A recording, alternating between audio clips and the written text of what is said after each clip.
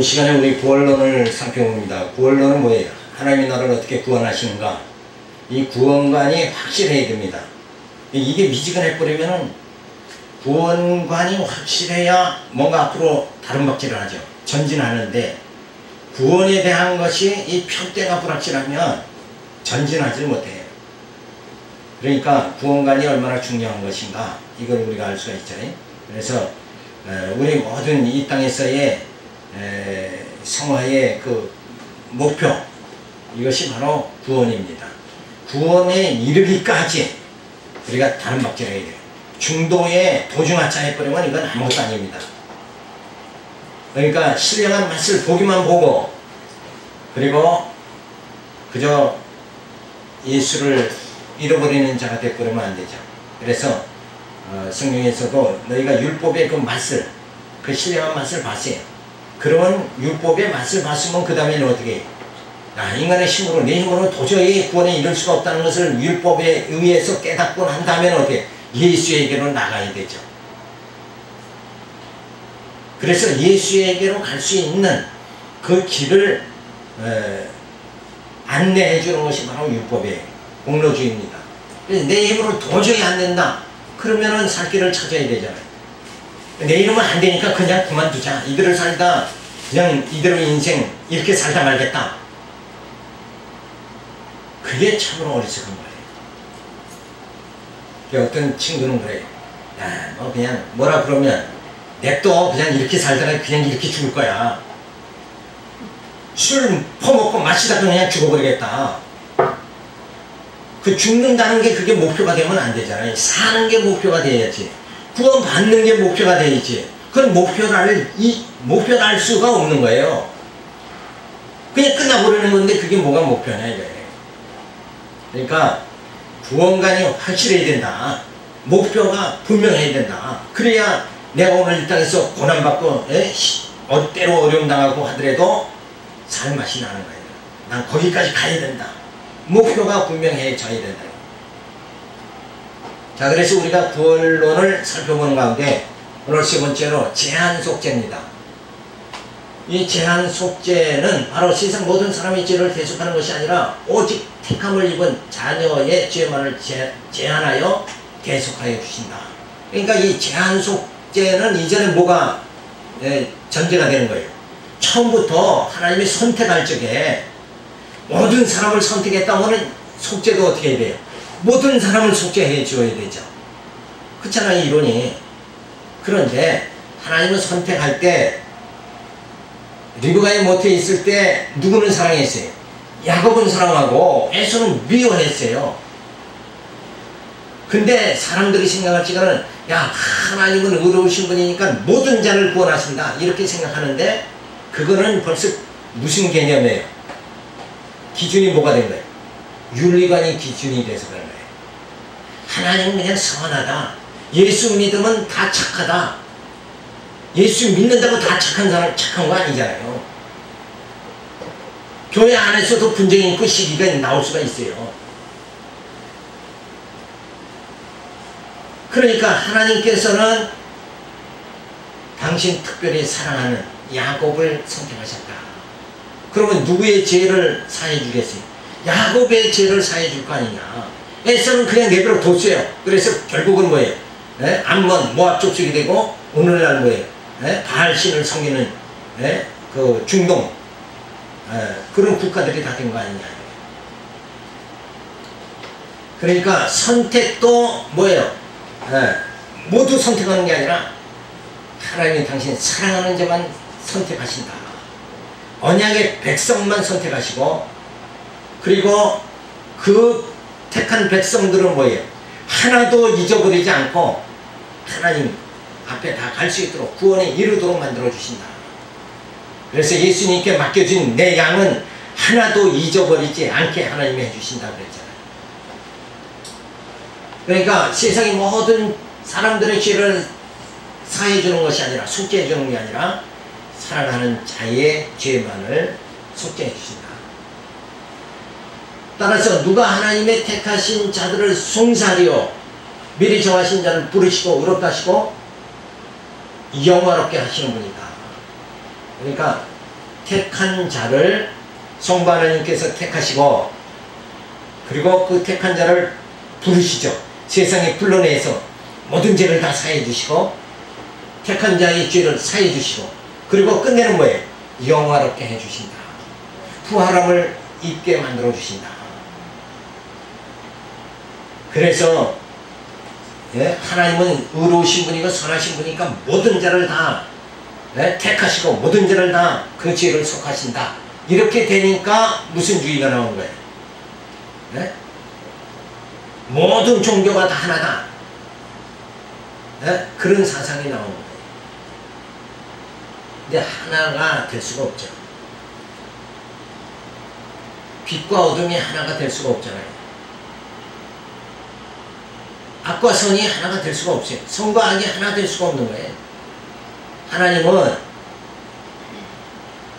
악도 선도, 빛도 어둠도 창조하시고 빛을 빛되게 만드시려고 어둠을 창조하신 것이다. 그러니까 어둠이라는 건 하나의 도구에 불과한 거예요. 세상 사람은 다 도구에 우리 택한 자를 위해서 있는 것이다. 그래서 우리를 훈련시키고 우리를 이 땅에서 연단시키는 하나의 도구다. 그래서 세상 사람들이 물질만을 추구하면서 야, 세상에 물질만 있으면 모든 것이 다 해결된다. 그 모습을 보고 하나님 없이는 살 수 없다. 그걸 깨닫는 거예요. 그러니까 물질로 안 되는 게 너무나도 많잖아요. 그걸 바라보게 만드는 거다. 이런 걸 생각할 적에 뭔가 잘못된 것이 있어야 잘된 것을 알게 되어지는 거예요. 어둠이 있어야 빛이 빛된 것을 알 수가 있는 거예요. 세상 사람이 전부 다 착하다. 그러면은 구별이 안 되잖아요. 근데 세상에는 악한 자도 있고 선한 자도 있고, 밭에는 뭐예요? 알곡도 있고 쭉정이도 있으니까 쭉정이를 보고 아, 이게 알곡이 이렇게 귀하구나, 이걸 깨닫는 거예요. 그래서 그 택한 자를 제한 속죄해 주시고 그들을 부르시고 의롭다 하시고 영원롭게까지 해주신다. 그래서 예수님은 구원하시기로 예정하시고 선택하신 자들을 위해 십자가에 죽으셨다. 모든 자를 위해서 죽으신 것이 아니라 하나님의 택한 자를 위해서 죽으셨다. 자, 세상이 정말 막 술, 담배 먹고 막 세상적으로 살아가는, 예수를 믿지도 않고 하나님을 경외하지도 않고 배척하면서 살아가는 저들도 하나님이 다 저들의 죄도 용서해 주셨다. 이건 말이 안 되는 거죠. 그래서 예수는 택하신 자들의 빚을 갚아주시고 아버지의 공의에 맞도록 그들을 속량해 주시고 자신의 의를 그들에게 전가시킴으로써 그들은 그리스도 안에서 완전해진다는 것이다. 그러니까 이 속죄의 방법이 뭐냐? 구약에서는 뭐예요? 양을 잡아가지고 내 죄를 양에게 안수해서 전가시켜 놓고 내가 죽어야 되는데 내가 죽을 수 없으니까 누굴 죽이는 거예요? 내 죄를 양에게 전가하고 양을 잡아서 그 피를 뿌리는 거예요. 죄값은 피죠. 그 피를 뿌림으로 인해서 죄값을 다 면제받게 되어지는, 그와 마찬가지로 이 땅의 택한 자들을 위해서 예수님의 택한 자들을 속죄해 주시고 그리고 우리 택한 자들을 죄값을 다 지불해 주시기 위해서 예수님이 직접 친히 제물이 되시고 십자가에 못 박혀 죽으시고 피 흘리심으로 인해서 내가 갚아야 될 죄를 누가? 예수님이 대신 다 갚아주셨다. 그래서 나에게는 죄가 없게 되어졌죠. 그래서 공의로운 하나님이 공의로운 나를, 칭의를 받은 나를 구원해 주시는 거예요. 그러니까 공의로운 하나님이 악한 자를, 아직도 여전히 악한 자를 구원할 수는 없잖아요. 그거는 마치 뭐와 같으냐? 빛이 있다 그러면 어둠은 사라져 버리는 거예요. 이게 공존할 수가 없는 거예요. 빛과 어둠이 어떻게 공존하느냐. 근데 하나님의 놀라운 역사는 이 빛과 어둠을 공존하게 만들어요. 어떻게? 이 시간 세계 안에서.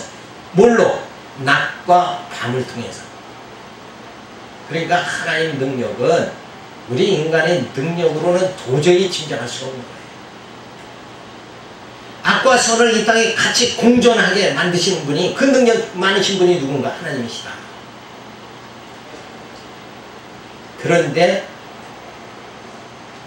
택한 자만 뭐예요? 빛 가운데 가게 만들어 주신다. 이게 하나님의 사랑이죠. 그렇게 해야 특별한 하나님의 사랑이지, 그냥 세상에 태어난 사람 모두가 하나님이 다 저들을 선택하시고 저들의 죄를 다 속죄해 주셨다, 그리고 저들을 모두가 구원해 주신다, 이러면 나오면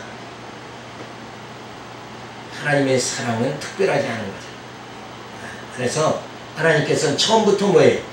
빛과 어둠을 창조하시고 선과 악을 다 창조하셨다.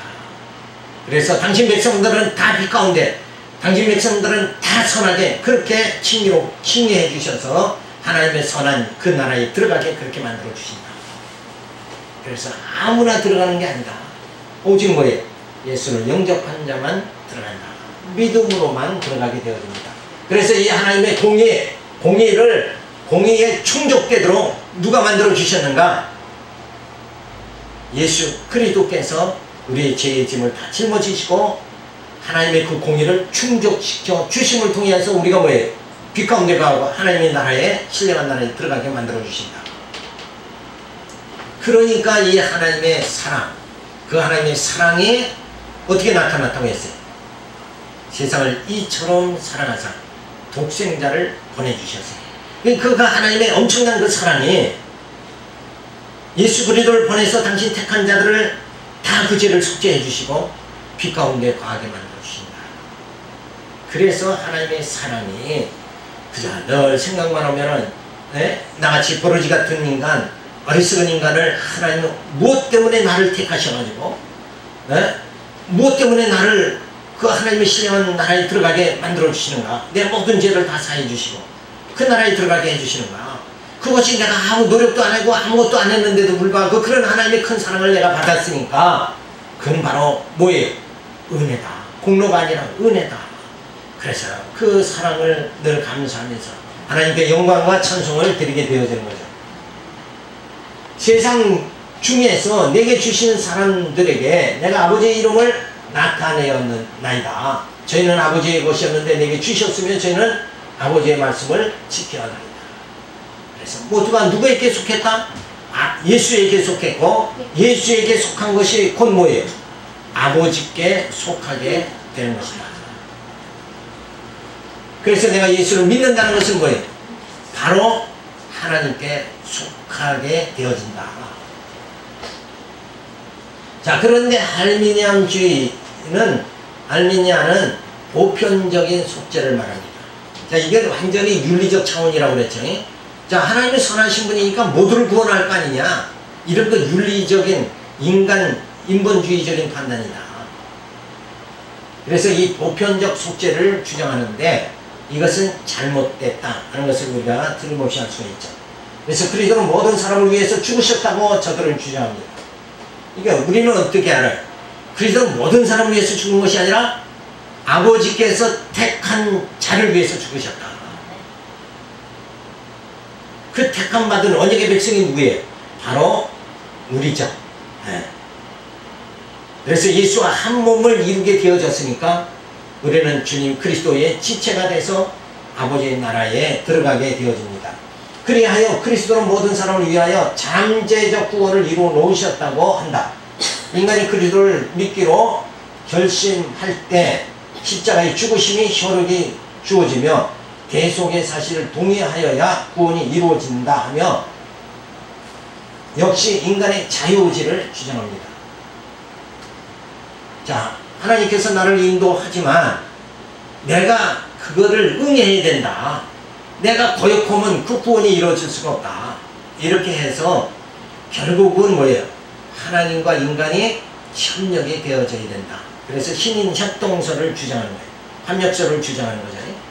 근데 이거는 하나님과 인간은 내가 하나님을 좀 도와드리고 이렇게 해서 하나님이 원하시는 인간 구원, 인간 창조 구원, 이것이 이루어진다. 이렇게 생각한다는 것은 그건 어리석기 짝이 없는 거예요. 인간은 피조물이에요. 하나님과는 도저히 하나님의 능력을 쫓아갈 수가 없는 거예요. 그래서 이 알미니아의 보편적 속죄, 이런 것은 결국은 뭐예요? 잘못된 것이다 하는 것을 우리가 알 수가 있습니다. 더 구체적으로 보면 구원관에서는 우리가 칼빈주의 구원관이 있고 그리고 알미니엄주의 구원관이 있는데 칼빈주의에서는 뭐예요? 제한 속죄다. 특별히 하나님이 택한 자의 죄를 사해 주신다. 그러니까 아무나 모든 사람의 죄를 사해 주시는 것이 아니라 택한 자의 죄만 사해 주신다. 그 택한 자가 누구예요? 언약의 백성이죠.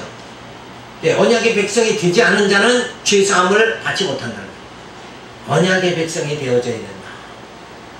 그러니까 정말 예수를 영접하고 하나님의 택하심에 따라 우리가 언약의 백성이 되어졌다.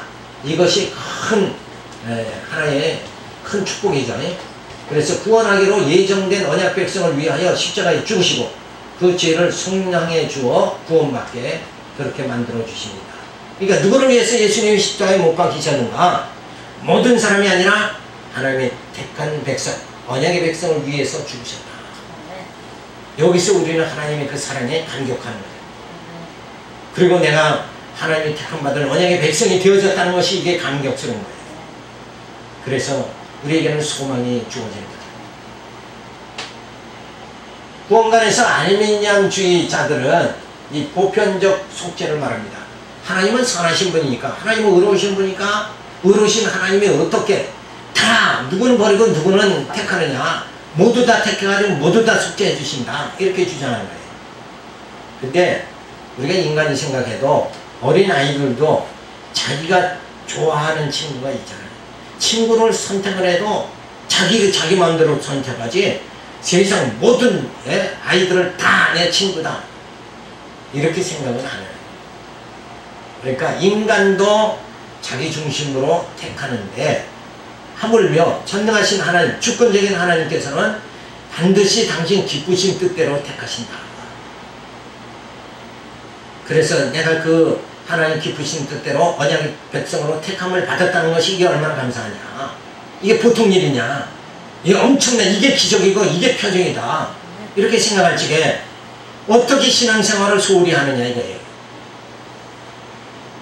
아무나 얻을 수 있다 그러면 안 해도 되죠.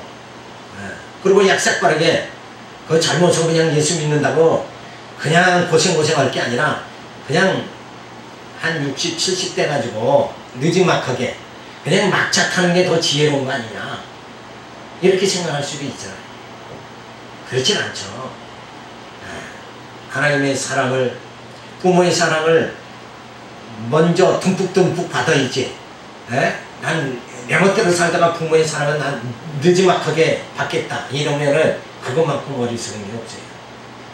그래서 이런 그 알미니안주의 보편적 속죄, 이것은 세상 모든 사람, 언약의 백성이 아니라 세상 모든 사람을 위해서 예수님 십자가 지셨다 이렇게 말하는 것은 잘못된 것이다 하는 것을 알 수가 있잖아요. 그래서 그리스도는 세상 모든 사람을 위하여 죽으셨다. 믿기로 결심한 자는 구원의 기회가 주어진다.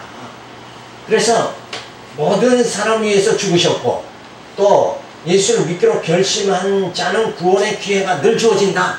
이렇게 생각하는 거. 이거는 벌써 뭐예요? 하나님이 우리를 택하는 것이 아니라 누가 택하는 거예요? 인간이 하나님을 택하는 거예요. 예수를 인간이 택하는 것이다. 이건 완전히 인본주의로 빠지는 거죠. 그래서 인간이 좋은 대로 생각하는 것, 이런 것은 잘못된 것이죠. 그리고 우리 인간의 구원 문제는 하나님이 언약의 백성으로 나를 택해 주시고 예수 그리스도를 보내 구속해 주시고 그리고 성령을 보내가지고 하나님의 자녀다 인쳐 주시는 거예요. 이런 예정과 구속과 인치심의 삼위 하나님이 역사가 동원돼가지고 나 같은 어리석은 자가 미천한 자가 구원에 이르게 되어진다. 이걸 생각할 때 여기에 감격이 뭐예요? 갑적이 되어지는 거예요. 그렇지 않고 야 그래도 내가 세상에서는 똑똑하고 그래도 잘나고 그랬으니까 하나님이 나를 택해서 구원해 주신다. 그러면 거기엔 감격이 그만큼 작을 수밖에 없는 거예요. 그래서 하나님 앞에서 인간은 참 미약하게 이를 데 없는 거죠. 그러니까 나 같은 어리석은 자를 하나님 구원해 주시는 이 은혜를 생각할 때 너무나도 감사하다. 그리고 감격 속에 우리가 살아가야 됩니다. 따라서 알미니안 주의에서는 모든 사람에게 구원의 기회가 주어진다 주장하며 인간에게 자유의지가 있다고 하며 스스로 안위를 받지만 인간은 사형체인 것을 알아요. 영이 죽었기 때문에 이미 선을 택할 아무런 의지 자체가 없다. 그래서 세상은 말세가 되면 될수록 뭐예요? 다 누구만 사랑한다고 그랬어요. 자기만 다 사랑하는 거예요. 자기. 네? 아집으로 다 빠져버리고 마는 거예요. 그래, 부모도 점점 잃어버리고 마는 거예요. 부모 사랑, 자녀들이 다 핵가족이 돼가지고 자기고 자기 자식밖에 모르는 거예요. 그런데 그 자녀들도 뭐예요? 이 다음에는 또 자기오고 자기 자식밖에 모르는 거예요. 그렇게 인간은 사랑을 아주 편협된 사랑으로 자꾸 빠져나가는 거예요. 그 왜 그런가? 마음이 좁아져서 그렇지. 자기밖에 사랑 안 하니까. 그런데 그런 모든 현상이 어떻게 주어지는가? 다 영이 죽었기 때문에 그렇다. 그래서 자유의지, 인간은 자유의지가 있느냐? 자유의지가 없는 거예요. 하나님 안에서, 하나님의 의지, 절대의지 안에서의 의지다. 상대의지를 말하는 거예요. 그러니까 인간이 내 마음대로 뭐 할 수 있다. 그러면 뭐 대통령도 되고 뭣도 되고 재물도 말하기 그냥 막 그 정주영보다도 더 많은 돈을 모아야 될 거 아니에요. 그런 의지 자체가 우리는 없는 거예요. 그래서 우리는 하나님만을 의지하고 하나님이 그런 나를 어리석은 나를 연약한 나를 하나님의 언약의 백성으로 택해 주셨다. 여기에 감격이 주어집니다. 그래서 나의 무능함을 깨달은 만큼 뭐예요? 하나님이 나를 붙잡아 주셨다는 데에 감격이 주어집니다. 근데 내가 뭐 된 줄 알고 있으면 하나님이 인도해도 그 하나님의 인도를 감사를 합니까 안 합니까? 안 해버리고 마는 거예요. 그러니까 신앙생활도 그냥 드문드문 해버리고 마는 거죠. 그게 다 자기가 잘나서 그런 거예요. 그런데 내가 어린아이들은 그렇잖아요. 서너 살 먹은 어린아이들은 엄마 없이 떨어지면 금방 죽는 것 같이 생각하잖아요. 이거 어디도 안 가. 친구 따라서 어디 안 가요. 엄마 어구만 붙잡고만 다니는 거예요. 근데 인간은 내가 뭐 할 수 있다 그러니까 하나님 떠나서 자기 갈 길을 막 가는 거예요. 근데 결국은 뭐예요? 하나님 도우심 없이는 살 수가 없잖아요. 우리의 생명도 호흡도 누가 주장하시는가? 하나님이 주장하신다 이거예요. 근데 실상 내 호흡을 주장하시는 하나님을 내가 뭐 할 수 있다 그러고 자꾸 하나님 곁을 멀리 도망갈수록 어때요? 이건 죽음을 향해서 가는 거다. 거기는 살 방법이 없는 거예요. 근데 인간은 내가 뭐 할 수 있다 그러면 막 내가 하면서 살면 그게 살 수 있다고 생각하는 거예요. 그러니까 물질만 많으면 살 수 있다. 물질주의로 나가버리지만 결국은 물질이 많아도 뭐예요? 병들면 쓰러지는 것이고 또 임박한 죽음에서는 대책이 없는 게 아니냐. 그래서 우리 나의 영혼을 영원한 삶 속에 영원한 참 생명 속에 거하게 하시는 분은 오직 하나님 뿐이시다. 그러기 위해서 누구를 보내주셨는가? 예수 그리스도를 보내주셨다. 여기 이런 사실들을 내 머릿속에 간직하면서 내 마음에 간직할 때에 감격이 주어지고 그 하나님의 사랑의 힘으로 내가 세상을 능히 살아갈 수 있는 능력이 주어지는 거예요. 그게 말씀의 힘이다. 그 말씀의 힘이 주어져야 되는데 이걸 깨닫지 못하면은 늘 생각 속에는 뭐예요? 야, 돈이 있어야 산다. 그래, 어떻게든지 돈을 좀 모으자. 그래서 돈만 쫓다가 뒤를 60, 70 그렇게 평생 살아오면서 야, 뒤를 한번 돌아보니까 야, 내 인생은 속았다. 돈이 있으면 돈만 모으면 다 살 수 있을 것 같았는데 그래서 그 돈을 쫓아가다 보니까 살 수 있는 길이 영원히 열리지 않잖아요. 늘 근심과 걱정은 여전하잖아요. 그러니까 내 인생 내가 속았다. 누구 때문에 속은 거예요? 하나님이 속인 게 아니라 내가 스스로 그걸 믿었기 때문에 속는 거예요. 그래서 그 어리석은 나를 하나님이 곁길로 가지 않도록 붙잡아 주시는 거예요. 성령께서 나를 사로잡아 주시는 거예요. 그래서 교회를 향하게 만들고 말씀을 듣게 만들어 주시니까, 그래서 머리가 깨닫게 만들어 주시잖아요. 야, 이것이 정말 하나님의 사랑이다. 내가 성자가 되려고 아무리 몸부림쳐도 내가 성자가 될 수 없고, 내가 이 죽음의 사망의 이 고통을 이기려고 하더라도 그걸 이길 수 없어서 모두 다 고통 속에 죽는데, 그래도 그 죽음 앞에서 미소 지을 수 있는 그런 내게 힘을 주신 걸 생각할 때, 야, 이게 내게서 나오는 힘이 아니라 하나님께서 주시는 놀라운 힘이구나. 그리고 소망 속에 사는 스데반이 돌로 맞아 죽을 때도 그 얼굴에 광채가 났다는 것은 벌써 죽음을 뭐예요? 이긴 겁니다. 그리고 어디를 봤어요? 하나님의 그 영원한 생명을 바라보는 거죠. 이게 바로 신앙생활이다. 죽음을 두려워하다가 죽어버리는 것, 그거는 신앙생활이 아니죠. 네? 이거를 이겨나가야 돼요. 우리가 두엄더미가 있는데 푹푹 썩잖아요. 거기서 생명의 씨앗이 파릇파릇 올라오잖아요. 그 씨앗은 뭐예요? 그 두엄더미 썩는데 같이 썩어버리는 것이 아니라 썩지 않고 생명이 나타나는 것이다. 그것이 바로 뭐라고 해요? 기독교에서는 부활이다, 이렇게 보는 거예요. 다 온통 썩는데 우리는 썩지 않잖아요. 부활의 생명을 우리에게 주셨잖아요. 그래서 두엄더미에서 새싹이 쫙 올라오는 것 같죠. 근데 실제 농사를 지어보면 그냥 비료도 주고 좀 잘 자라라고 얼마나 마음을 안타까워 하면서 비료도 주고 물도 갖다 주고 막 이러는데 그냥 그만 죽어버릴 때가 많잖아요. 살라고 막 그렇게 해도 죽는데, 두엄더미는 뭐예요? 거들떠도 안 보고 그냥 저기 썩는 데니까 저기서 무슨 생명이 나타나겠느냐. 이 세상에 모든 사람이 다 죽는데 여기에 어떻게 부활이 있을 수 있겠느냐. 이럴 때 부활의 주님께서 우리를 하여금 부활의 생명을 우리에게 주셨다. 이게 얼마나 감사한가. 이 감사가 있는데 어떻게 하나님 기쁘신 뜻대로 안 살아가냐. 그래서 교회 일이 막 즐거워지는 거예요. 그래서 이 영원한 참 생명을, 그것을 내가 영원히로 바라봐야 모든 신앙생활이 막 즐겁고 기쁘게 되어지는 거예요. 근데 그것을 바라보지 못하니까 교회 생활은, 그냥 목사님 뭐라 그러면 그것도 해야 되는데, 그리고 그냥 호에 딱 끼워가지고 그 안 하자니 저주받을 것 같고 하자니 힘들고. 근데 예수님 그랬죠. 무거운 짐진 자들아 다 내려와라. 내가 너에게 편안히 쉬게 해주겠다. 그것이 뭐예요? 그 얽매임에서 자유함 받, 사망의 얽매임에서 자유함 받게 해주시는 거, 그래서 편히 쉴 수 있는 거, 그걸 누가 해주신다? 예수님이 해주신다. 그래서 우리는 감사하는 거예요.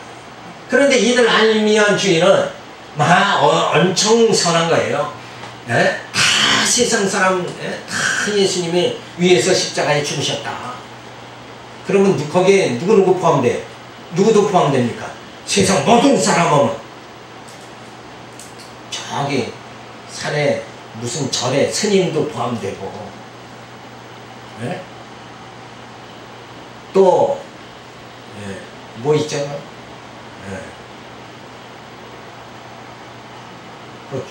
계속 중얼 거리는 뭐 있잖아요.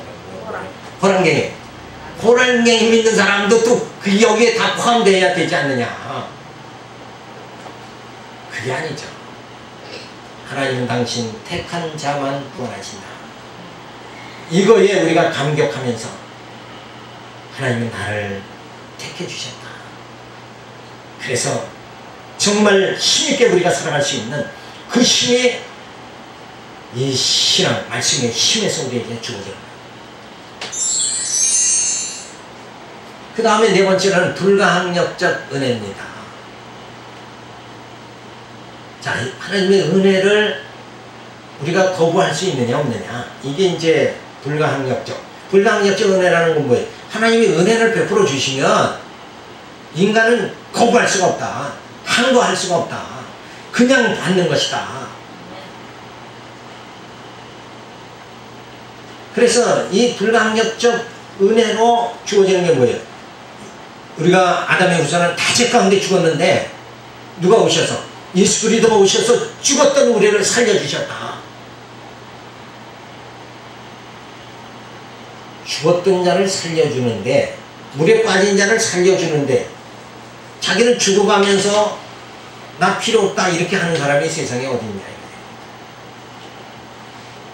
또 그럴 의지 자체가 없는 거예요. 죽은 자는 말이 없잖아요. 영적으로 죽은 자는 하나님을 바라볼 수도 없고 의에 이를 수도 없고 선을 행할 수도 없어요. 아무것도 할 수 없는 그 상태에서 하나님은 당신 깊으신 뜻을 택해서 우리를 어떻게 해요? 의롭다게 해주신다.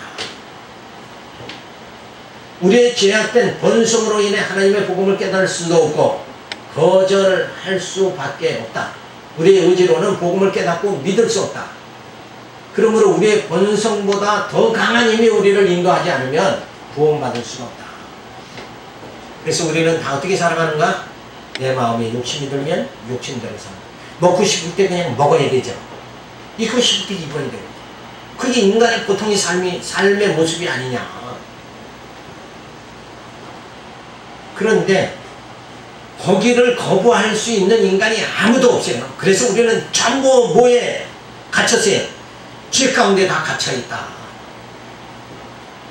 그러면 갇혀있는 자를 빼낼 수 있는 것은 뭐예요? 우리가 본능에 의해서 사로잡혔으니까 우리를 사로잡은 본능보다 더 강한 힘이 나를 본능에서 끄집어내야 된다.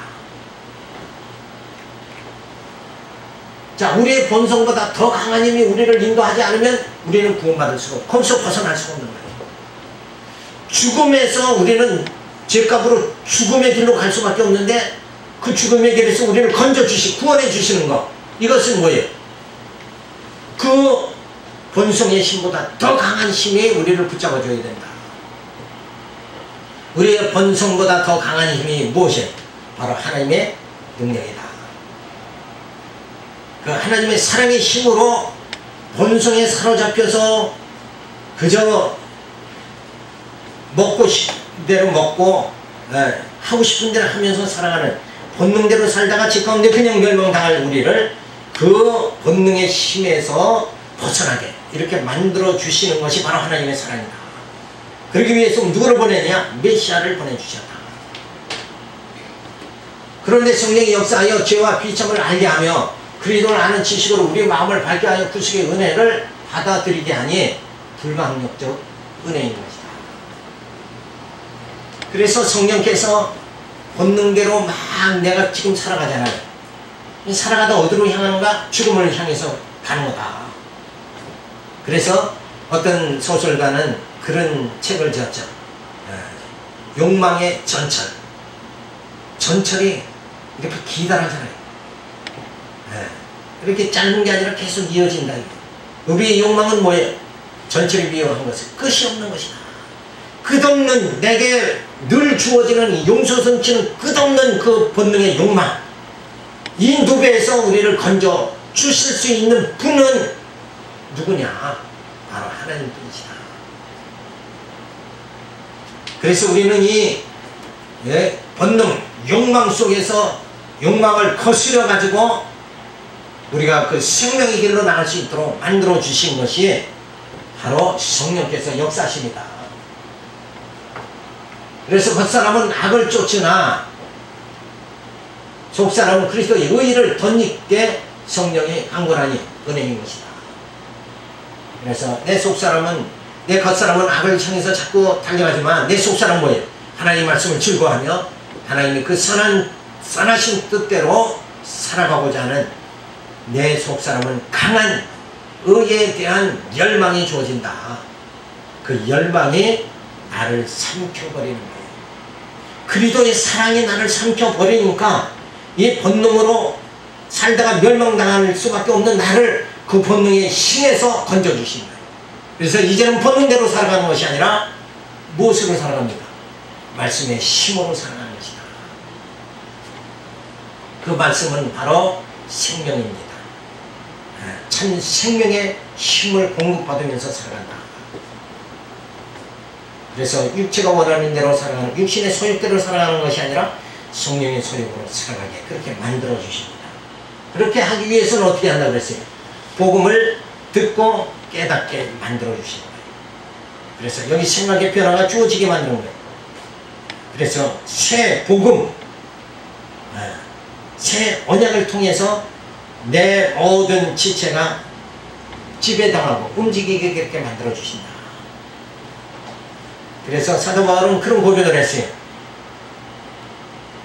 내가 사는 것이 아니라 내 안에 그리스도가 사신다 했을 때는 벌써 죽음을 향하는 내 본능대로, 본능에 내가 지배받는 것이 아니라 뭐예요?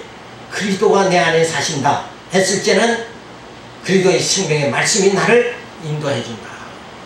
이것이 확실하게 드러나게 되어질 거예요. 나를 보내신 아버지께서 이끌지 아니하시면 아무라도 내게 올 수 없느니라. 그러니까 하나님께서 내게 붙여진 양떼들, 그 양떼들은 목자의 음성을 아니까 그저 달려오는 거예요. 목자에게로 달려가게 되어 있다. 그 아무도 그것을 방해할 수가 없다 하는 말씀이죠. 무릇 하나님의 영으로 인도함을 받는 그들은 곧 하나님의 아들이라. 영이 하나님의 영으로 인도함을 받으니까 저 불의한 자들이 우리를 끌어갈 수가 없는 것이다. 그래서 욕망의 모든 본능의 그 힘보다 더 강한 바로 하나님의 영으로 우리를 인도해 주신다. 그런데 알미니암은 뭐라고 주장하는가? 저항이 가능한 은혜다 이렇게 주장하는 거예요. 이게 불강력적 은혜가 아니라 저항이 가능하다. 왜? 내가 싫으면 그만두면 되는, 내가 싫은데 어떻게 누가 나를 어떻게 강제로 할 수 있느냐 이렇게 말하는 거죠. 근데 여기서의 내가 싫어한다는 건 뭐예요? 그건 본능에 사로잡힌 나를 말하는 거예요. 본능에 사로잡힌 나는 본능의 주인이죠. 내가 주인이 아니라. 그래서 우리는 그것을 무슨 관계로 얘기해? 죄의 노예다 이렇게 말하는 거예요. 그래서 우리의 그 삶이 바로 주님의 인도함을 받는 삶이냐, 그렇지 않으면 본능에 의해서 인도되는 삶이냐, 여기에 엄청난 차이가 주어져요.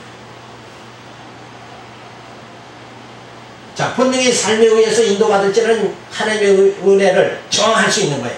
당연히 알미니암주의자가 맞는 거예요. 그러나 우리가 본능에서 본능보다 더 강한 힘, 그 생명의 참 생명의 힘이 나를 주장하면 우리는 어디로 향하는가? 참 생명의 주가 되신, 주인이 되신 하나님께 우리는 향할 수밖에 없는 것이다. 자, 빛된 자녀는 어디로 향하는 거예요? 빛으로 향하는 거지. 빛된 자녀가 어둠을 향해서 갈 수는 없지 않느냐. 이건 당연한 결과다. 이걸 우리가 알 수가 있잖아요. 그래서 성령은 구원으로 죄인들을 데려갈 수 있는 모든 것을 하신다. 그래서 그 성령이 그리스도의 영을 가진 자들을 다 인도해 주신다. 그러나 인간은 그가 자유하는 그만큼 또한 성령의 부르심을 성공적으로 거스릴 수 있다. 성령은 죄인이 믿을 때까지 그를 중생시킬 수 없다. 이렇게 말하잖아요. 자, 근데 이거는 이제 인간적인, 철학적인 해석이에요. 왜 그런가 하면, 자, 여기 지금 보면 컵이 있죠? 그러면 컵을 보면 단번에 이건 컵이다 이렇게 우리가 인정할 수가 있는 거 아니에요. 근데 이걸 물을 이렇게 넣어서 담아서 목이 마를 때 먹는 거 그게 무엇이냐 이렇게 설명하면은 컵이라는 이 이름이 나오기가 좀 힘들죠. 근데 이걸 딱 보면 우리가 컵이라는 걸 경장할 수 있는 거예요. 자, 마찬가지로 우리 마음속에 하나님 성령께서 말씀을 듣고 깨닫게 딱 만들어 버리는 거예요. 깨달아 버리니까 깨닫지 못한 것을 쫓아서 살아갈 수가 없는 거예요. 그 말은 뭐냐 하면 하나님은 여호와시다. 하나님은 약속대로 그대로 이루시는 분이다. 한번 우리를 택했으면 우리를 연단 가운데 하나님 자녀 만들어가지고 부활함을 받고 신령한 하나님의 나라 들어가도록 구원받기 그렇게 만들어 주신다. 그 일을 누가 하는가? 처음부터 시작하신 이가 마지막까지 다 이루신다. 이게 너무나도 분명하잖아요. 그러니까 그러니까 그 하나님의 구원의 그 은혜를 우리가 간과할 수가 없는 거죠. 깨달아졌는데 만약에 자, 저 사람이 사기꾼이다, 그거를 알았다, 알게 됐다, 그럼 그 다음에는 뭐예요? 그 사람한테 돈을 빌려주겠어요? 안 빌려주겠어요? 빌려줄 수가 없어요. 왜 그런가? 알기 때문에 그렇다. 아니까는 안 되는 거예요. 속지 않는 거예요. 아니까. 그러니까 하나님, 우리가 예수를 믿는 것은 예수 그리스도 안에 참 생명이 있다, 이걸 분명히 알게 되어지니까 그냥 예수를 안 믿을 수가 없게 되잖아요. 그래서 그 믿음이 주어지게 그거 하시는, 믿음은 선물이죠. 믿음의 선물을 우리에게 주시는, 그리고 믿게 하시는 이가 누군가? 성령이 내 안에서 역사하기 때문에 그렇다. 예, 성령이 내 안에 오시면 하나님의 사랑도 믿음도 은혜도 전부 다 깨달아지는 거예요. 내 마음속의 성령이 아주 약해지면 뭐예요? 그리고 육신의 소리 강하면 하나님의 말씀도 은혜도 믿음도 전부 내게는 약하게 다가올 수밖에 없는 것이다. 이게 너무나도 분명하다. 죄인이 응하기 전에는 성령은 생명을 줄 수 없다. 이게 말이 맞아요, 틀려요? 맞을 수가 없잖아요. 하나님 생명의 기운을 쫙 주면 만물이 소생할 수밖에 없는 거죠. 그렇잖아요. 비가 오면 새싹이 나오잖아요. 그러니까 하나님의 은혜를 풍성해, 이른 비와 늦은 비 같이 싹 하나님의 은혜가 내 심령에 주어지면 내 마음이 하나님을 향하게 되고 주님의 십자가의 은혜에 감격해서 눈물이 나올 수밖에 없는 것이다. 그리고 하나님 기쁘신 뜻대로 하나님을 찬양하며 살아갈 수밖에 없게 되어지는 거죠. 그러니까 누가 인도하느냐에 따라서 악한 사람이 나를 인도하면 운동에 빠지는 거고, 정말 선한 사람이 나를 인도하면 내 길이 평탄하게 되어지잖아요. 그와 똑같은 것이다. 그러니까 인간의 선택의 의지가 있는 것이 아니라 하나님께서 사탄을 마음속에 집어넣으면 우리는 악한 길로 빠질 수밖에 없다. 그래서 모든 것이 뭐예요? 하나님의 그 은혜를 거부할 수가 없다는 거죠. 이러한 주장은 연약하고 어리석은 인간에게 불안과 공포만 남기게 되어지는 거예요.